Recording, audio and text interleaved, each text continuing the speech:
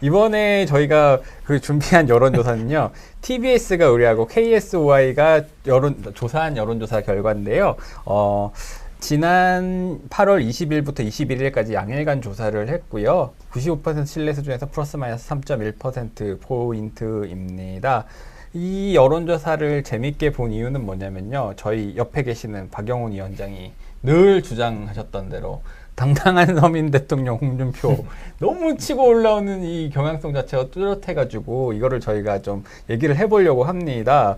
먼저 범보수권 여론조사에서 보면은요.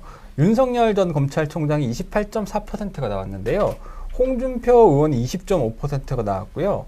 유승민 전 의원이 10.3%, 그 다음에 최재형 전 감사원장 5.9%, 안철수 국민의당 대표 3.4%, 원희룡 전 제주지사 3.4%, 오세훈 서울시장 3.0%, 하태경 의원 2.3%, 윤희숙 의원 1.9%, 황교안 전 대표 1.8% 등 순으로 많이 나왔어요. 사실 가장 주의 깊게 봤던 게 아무래도 홍준표 의원이 20%를 돌파했다. 그렇죠. 사실은 이게 이따가 또 알려드리겠지만은 민주당에서 이재명 지사랑 그다음에 이낙연 전 대표의 차이보다 더 좁아진 거예요. 좀 어떻게 바라보셨어요?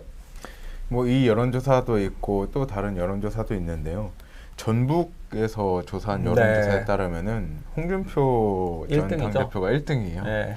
굉장히 고무적인 상황입니다. 지금 보면은 홍준표 의원 같은 경우에는 사실 이번 대선에서는 스스로 빛나는 발광체는 아니거든요.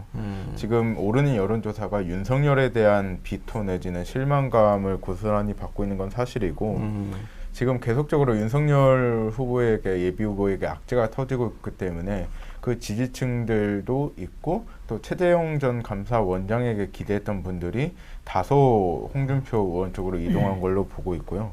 사실 홍준표 의원의 지금 전략은 제가 봤을 때 집토끼를 먼저 잡고 산토끼를 잡는 게 아니고 집토끼는 어차피 나중 되면 다 범보수권의 표가 될 거니까 산토끼 먼저 잡는 전략을 쓰고 있는 걸로 보이거든요.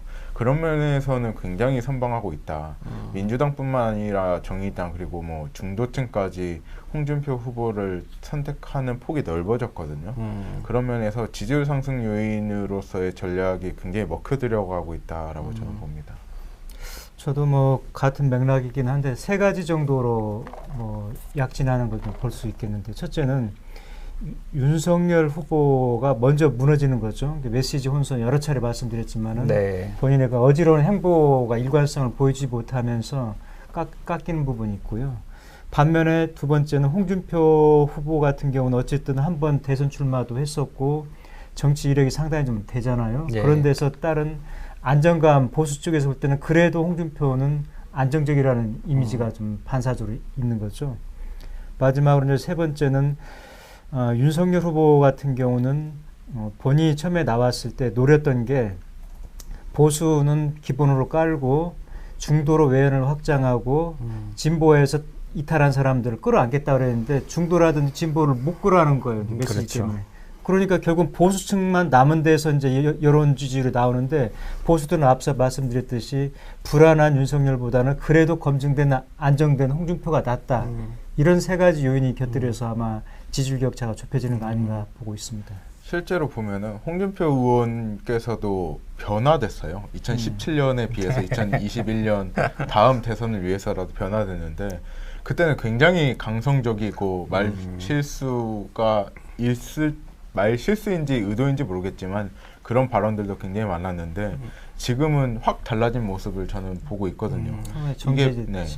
저도 사실은 얼마 전에 인터뷰를 했었거든요. 근데 이제 저희 부장하고 같이 가서 인터뷰했는데, 가는데 홍준표 의원이 인사를 굉장히 그렇게 하시더라고요. 깜짝 놀랐어요. 네, 되게 좀 많이 하고, 그다음에 원래 인터뷰 하시면 약간 그 반말 비슷하게 섞어서 하시는데 반말도 안 하고 조금 확실히 달라졌다. 근데 달라졌는지 안 달라졌는지 모르겠지만 본인이 달라졌다는 이미지를 주고 싶어하는 건 분명한 것 같아요. 그리고 또 하나 여기 재밌는 게 보면요, 요즘에 20대 남자들 주로 이용하는 그 사이트, 그 팬모 사이트 가면은 무야홍이라는 말이 무야홍이라는 말이 유행을 하고 있어요. 이게 원래는 무한도전에서 그게 이제 알래스카 갔다가 이제 무한도전 아니냐, 그러니까 뭐 그 알래스카 사시는 한인께서 대답을 못하고 무야홍 이렇게 했던 무야호였죠. 그게 잠깐 이렇게 됐는데 어느 순간부터인가 그 이제 요즘에 역주행이 유행이다 보니까 그 사이트에서 이게 일종의 밈이 돼갖고 저도 회원이에요. 무야홍이 됐어요. 근데 이거를 홍준표 후보는 아마 뭔지 잘 몰랐을 거예요. 그래가지고 어느 방송인가 나가가지고 무조건 야당 대표는 홍준표다 이렇게 또 그걸 이렇게 조언을 했더라고요. 근데 되게 재밌는 게 20대 남자들이 확실하게 홍준표 후보를 지지하는 그 경향성 자체가 좀 나타나고 있는 것 같거든요. 젊은 세대도 하여튼 그쪽에 왜 그렇다고 보세요? 왜냐하면 윤석열이라는 후보에게 기대를 걸었던 것은 사실 사실인데 윤석열 자체를 봤을 때 굉장히 20대 남성이 싫어하는 꼰대거든요. 그런 자세들도 있고 그렇죠. 발언들도 있고 맞아. 이게 기존의 공정이나 그런 기존에 있던 것을 타파해야 된다는 의식 속에서 지지를 보낸 건데 그것이 무너졌기 때문에 그래도 홍준표는 약간 사이다 같은 그런 모습이 있는 거는 사실이잖아요. 그래서 굉장한 지지를 받고 있고 저는 홍준표 예비 후보의 변화에 좀 주목하고 싶어요.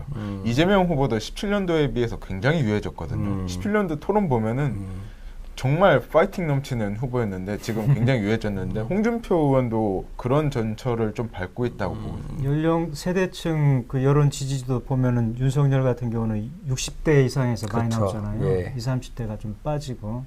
근데 홍준표 후보가 아마 윤석열 후보보다 나이는 더 먹었을 겁니다. 선배고 검찰도 선배인데 굉장히 좀 뭐랄까 탄력적이라는 느낌이 들어요. 저희도 이미지에도 윤석열은 왠지 뭔가 경직돼 있고 무겁다는 느낌이 있는 반면에 홍준표 후보 같은 경우는 상당히 좀 융통성이 좀 있어 보이고요. 또 말이 그분이 이제 개인 유튜브 방송 이름이 이제 홍카콜라 했었잖아요. 이 콜라라는 것 자체가 굉장히 또 젊은 세대들한테 어필하는 음료라는 점에서 아마 그런 것들도 좀 작용하지 않았나 보이더라고요. 굉장히 사실 망가지는 걸 별로 두려워하지 않거든요. 예전에 그 당대표 시절 기억하실지 모르겠지만 앵그리버드 유행한다고 그거 하고 그때가 또 한참 눈썹 문신을 본인이 했을 때잖아요. 전장도 하고 빨간 옷 입고 나가고. 네, 뭐 그랬던 때라고 어쨌든 간에 참 재밌는 현상인 것 같아요. 근데 그 중에 하나는 이런 것도 있는 것 같아요. 기본적으로 윤석열 전 검찰총장이 그 이준석 대표와 각을 세우면서 오늘 저 이제 그 이준석 대표실 그쪽 관계자하고 밥을 먹고 왔는데 이런 얘기를 하더라고요.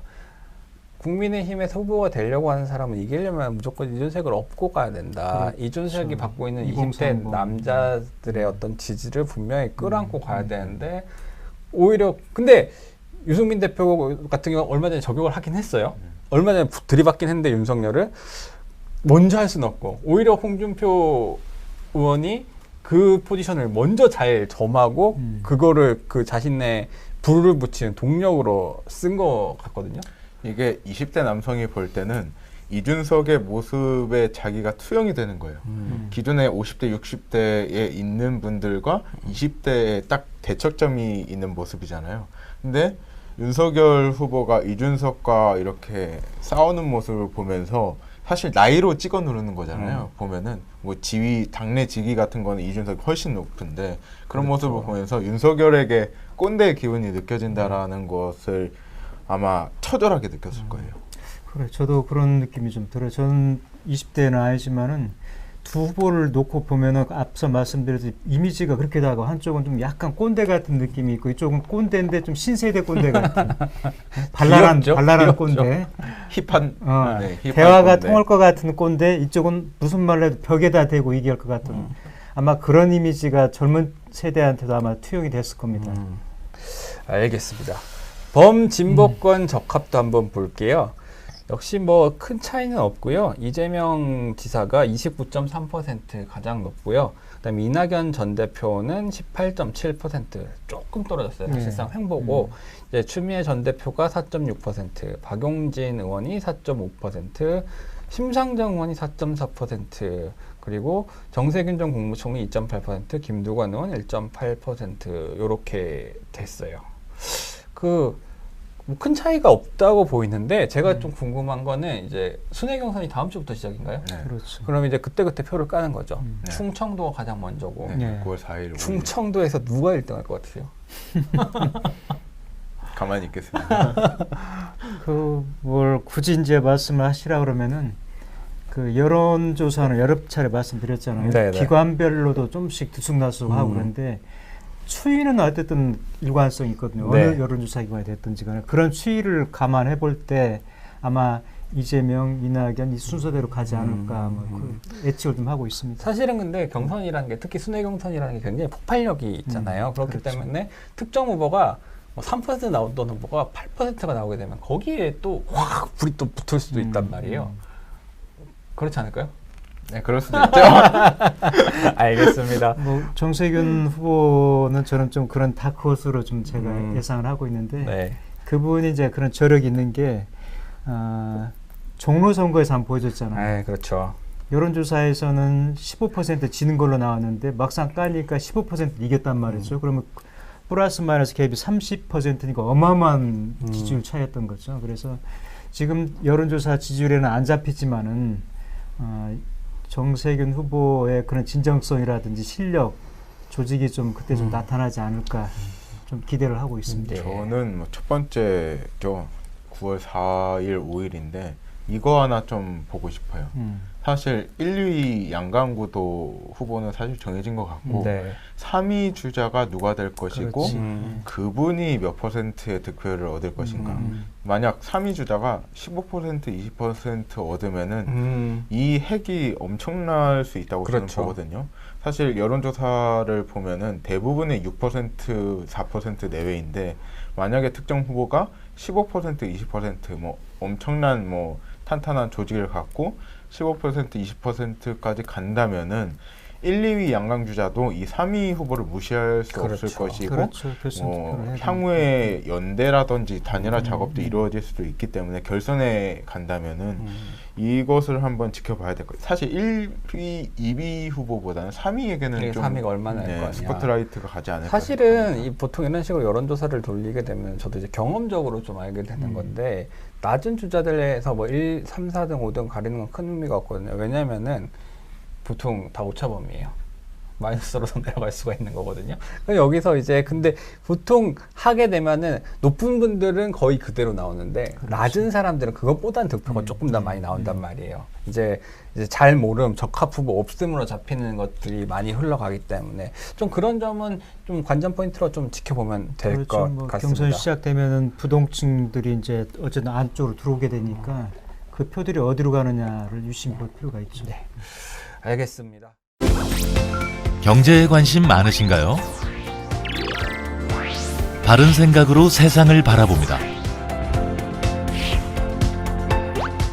더 공정한 언론, 아주경제. 5개 국어로 세상과 소통합니다. 따뜻한 미디어, 아주경제. 오늘도 아주 경제적인 생각을 전합니다. 아시아의 중심에서 세계를 만나는 원칙과 상식의 정도 언론, 아주경제.